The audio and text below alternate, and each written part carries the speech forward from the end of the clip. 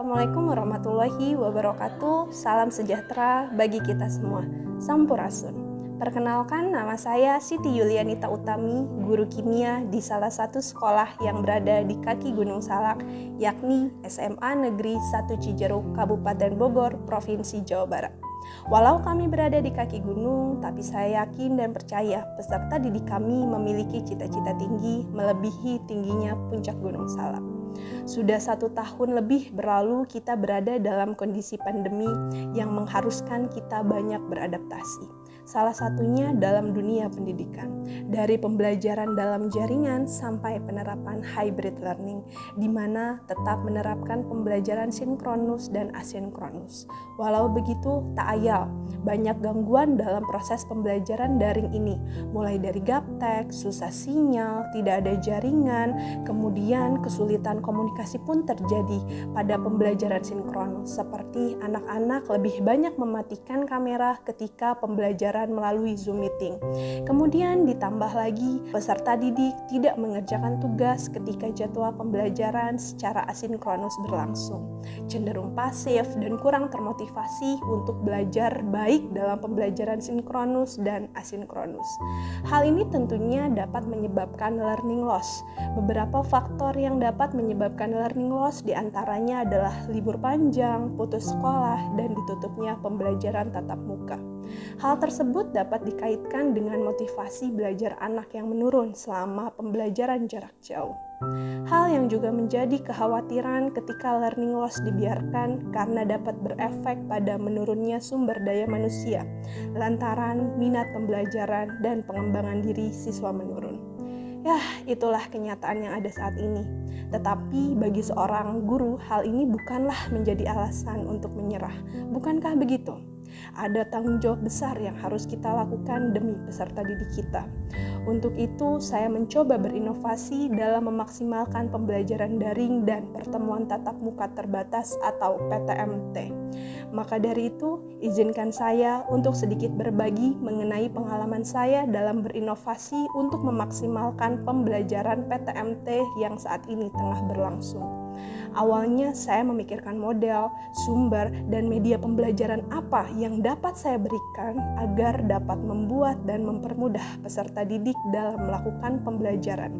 Hingga akhirnya dalam pembelajaran saya pribadi, yakni kimia, penyampaian materi akan lebih efektif apabila disampaikan melalui pembelajaran asinkronus dengan menggunakan video pembelajaran yang saya unggah dalam kanal YouTube. Karena dalam pembelajaran ini saya menggunakan video pembelajaran, maka pada tahap perencanaan saya melakukan persiapan dan membuat video pembelajaran. Proses yang saya lakukan pertama adalah praproduksi, yakni menentukan tujuan pembelajaran, mencari materi, dan menuliskan skrip untuk hal apa saja yang akan saya sampaikan. Barulah masuk tahap kedua, yakni produksi, di mana pada langkah ini saya persiapkan perlengkapan dan peralatan yang saya butuhkan untuk proses merekam, selanjutnya merekam video. Dan terakhir masuklah di tahap yang ketiga, yakni pasca produksi. Saya melakukan editing, mengolah video yang telah direkam dengan menambahkan beberapa pendukung lainnya untuk mempermudah siswa memahami konten materi dalam video tersebut. Setelah proses produksi video selesai, kemudian video tersebut saya unggah pada kanal YouTube saya pribadi. Sedangkan dalam sinkronus, saya pun mempersiapkan media seperti PowerPoint, modul, serta melakukan penguatan atau bertanya mengenai materi apa yang belum mereka kuasai selama mempelajari materi video pembelajaran. Saat hybrid learning selama PTMT, video pembelajaran yang saya buat menjadi sarana pendukung peserta didik untuk melakukan pendalaman materi pelajaran, serta mengantisipasi pula ketika proses pembelajaran peserta didik sedang tidak ada jadwal PTMT atau tidak memiliki kuota, sehingga memungkinkan peserta didik untuk dapat belajar dimanapun dan kapanpun. Dengan membuat video pembelajaran yang diupload di YouTube sejauh ini, alhamdulillah mampu meningkatkan meningkatkan pemahaman materi peserta didik.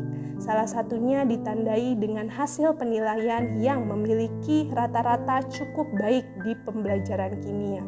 Selain video pembelajaran yang mudah diakses, saya pun terkadang memberikan tugas kepada peserta didik yang bisa diselesaikan dengan gawai mereka menggunakan aplikasi gratis yang bisa didapatkan.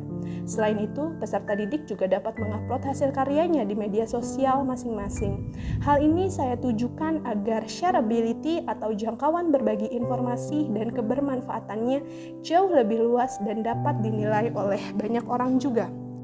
Jadi, kawan-kawan para pejuang fasilitator pendidikan, pahlawan tanpa tanda jasa, pandemi memang hampir mengantarkan kita sebagai pendidik ke titik frustasi bagaimana memodifikasi pembelajaran agar semangat belajar tetap membara dalam diri peserta didik kita.